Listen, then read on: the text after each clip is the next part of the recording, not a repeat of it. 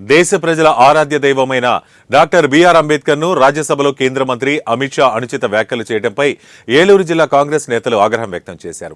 జిల్లా కాంగ్రెస్ అధ్యక్షులు రాజనాల రామ్మోహన్ రావు ఆధ్వర్యంలో కలెక్టరేట్ వద్ద నిరసన చేపట్టారు. అనంతరం జిల్లా కలెక్టర్కు వినతిపత్రం సమర్పించారు. రాజ్యసభలో అంబేద్కర్ పై అనుచిత వ్యాఖ్యలు చేసిన అమిత్ షాను వెంటనే డిస్మిస్ చేయాలని డిమాండ్ చేశారు. ఈ నిరసన కార్యక్రమాలు ఏలూరు జిల్లాకు చెందిన అన్ని నియోజకవర్గాల ఇన్ఛార్జీలు పాల్గొన్నారు.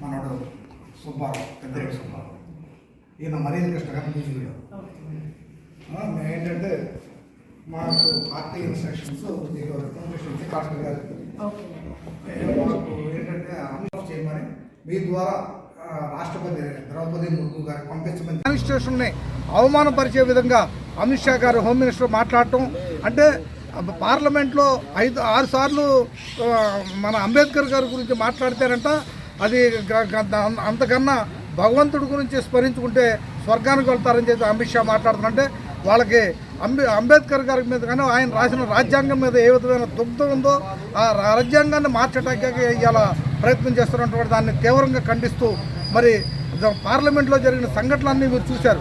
మరి పార్లమెంట్లో ఈ విషయం మీద నిలదీస్తే మరి మల్లికార్జున ఖర్గే గారిని తోసేస్తూ వయసును కూడా లెక్క చేయకుండా ఆయన వయసు 8 ఇయర్స్ ఉంటాయి.